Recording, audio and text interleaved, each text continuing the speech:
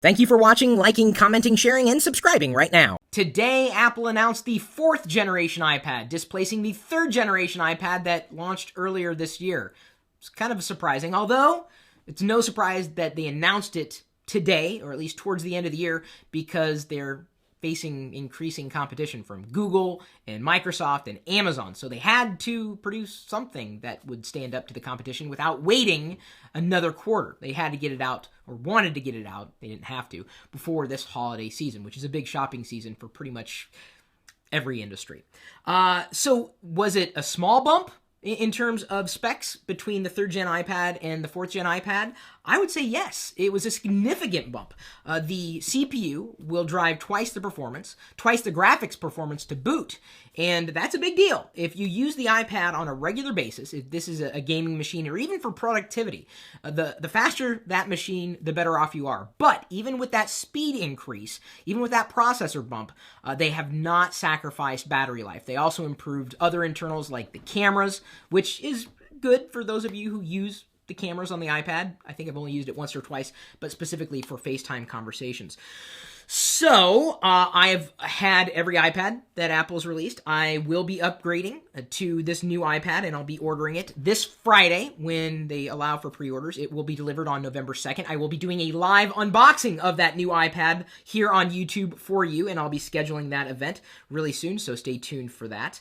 The reason why I'm upgrading is because I do happen to be an iPad fan. Not only that, but I'm going to take this iPad and pass it on to Diana. She's had an iPad too and been fine with it, but we noticed that when her mother-in-law was visiting, that she was using Diana's iPad a lot, and she doesn't have a computer. She only had an iPod Touch, which Diana lost, so we may be giving Diana's iPad to Diana's mom, just kind of keeping it in the family, which is a nice way of kind of letting technology flow from one person to another. Now, I think the only person in my family who does not have an iPad is my mom. We may remedy that situation come Christmas. So, that being said, let me break down a few reasons why you might want this and why you might not want this, or you wouldn't want this particular iPad.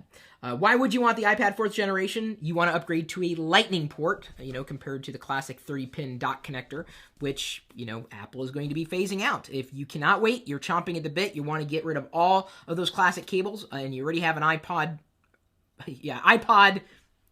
what would it be? The new iPod, the latest generation iPod with a Lightning connector, and a new iPhone with a Lightning connecter, it may make a bit of sense for you to upgrade to the iPad today if you want to just have nothing but Lightning connectors and cables in your house or wherever you happen to connect your devices. You want a great tablet experience, stem to stern, no doubt about it. The iPad has sold extremely well. This has been a great screen. It's been a great experience with software, and see, that's the thing. Apple announced like 275,000 native iPad apps that were optimized for the iPad's screen. That hasn't changed. In fact, new iPad apps are released every single day, and so you have the opportunity to buy into an ecosystem that is already rich with applications that you can try, many of which happen to be free. And then another reason you would want this is you haven't yet purchased an iPad. Let's say you were watching earlier this year the iPad 3rd generation, or as they called it, the new iPad. Now that's the old iPad, and you were watching it going, yeah, I don't know, it's not fast enough for me yet. I don't know if I like this, I don't like that. Here's a chance. This is for Apple, really unheard of, launching 2 new iPads, one being twice as fast as the other one within the same year.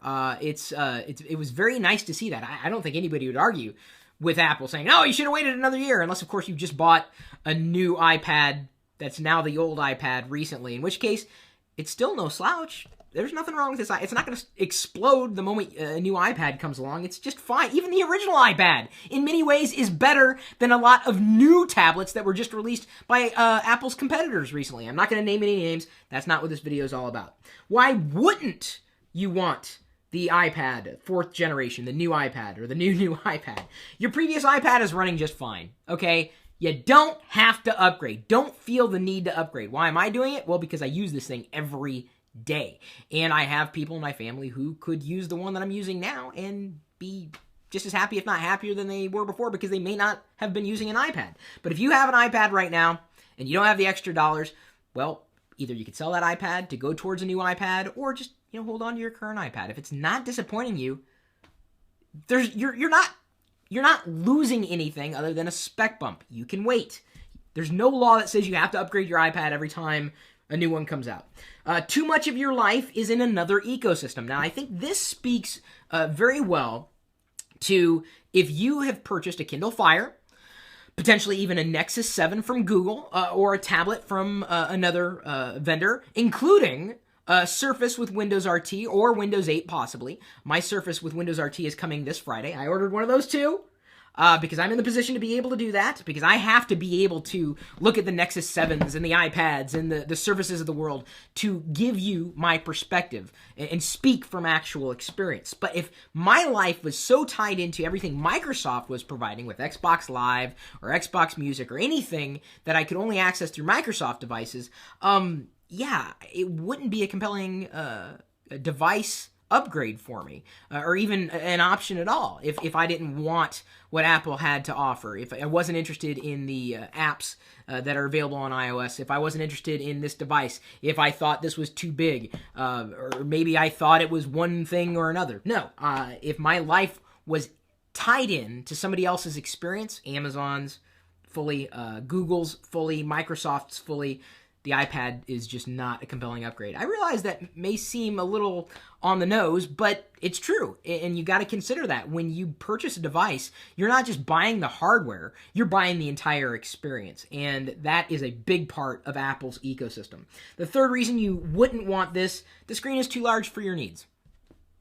That some people believe that the iPad screen is just too big, and that's fine. I mean, there are plenty of devices that have smaller screens out there for you to choose, and that's a valid reason to not get an iPad. And I don't know, I guess they're calling it iPad with Retina display at this point in time.